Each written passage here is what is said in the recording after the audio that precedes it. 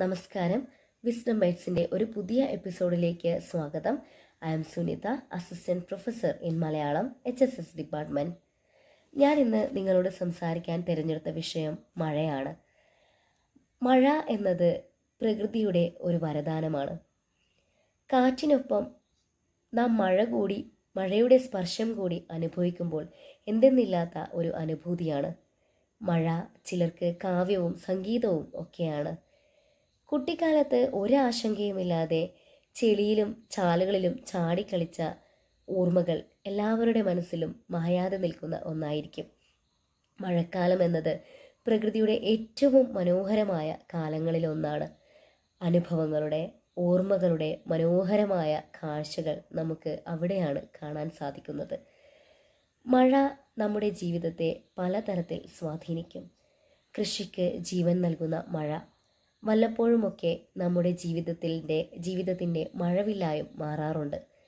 അതേസമയം മഴ കൊണ്ടുള്ള അപകടങ്ങളും കാണാം. വെള്ളപ്പൊക്കം, മണ്ണിടിച്ചിൽ, പകർച്ചവ്യാധികൾ ഇവയെല്ലാം മഴക്കാലം എത്തുമ്പോൾ നമ്മെ കാത്തിരിക്കും. ഇടിമിന്നലിൻ്റെ കനത്ത ശബ്ദം കേട്ട് ഞെട്ടുന്ന കുഞ്ഞുങ്ങളും, വെള്ളം കയറുമ്പോൾ വീട്ടിലിരുന്ന് പ്രാർത്ഥിക്കുന്ന അമ്മമാരും, വീടുകൾ തകരുമ്പോൾ രക്ഷപ്പെടാൻ നിലം കാണാത്ത ആളുകളും, ഇവർക്കൊക്കെ മഴ ഒരു ഭീതിയാണ്. കുട്ടികൾക്ക് മഴക്കാലം അത്യന്തം പ്രിയപ്പെട്ടതാണ്. ചെളിയിൽ ചാടാനും മഴയിൽ കുളിക്കാനും പേപ്പർ കൊണ്ട് തോണി ഉണ്ടാക്കി ഒഴുക്കാനും ഏത് കുട്ടിയും ആഗ്രഹിക്കും. പക്ഷേ പുഴയിലോ നിറഞ്ഞ കുളങ്ങളിലോ ഒക്കെ മുതിർന്നവരെ കൂട്ടാതെയൊക്കെ കുട്ടികൾ പോയി കളിക്കുന്നത് വളരെയധികം അപകടങ്ങളാണ് ഓരോ വർഷവും സൃഷ്ടിക്കുന്നത്. അതുപോലെ തന്നെയാണ് മഴക്കാലത്ത് കൂടുതലായി ഉണ്ടാകുന്ന വാഹനാപകടങ്ങളും.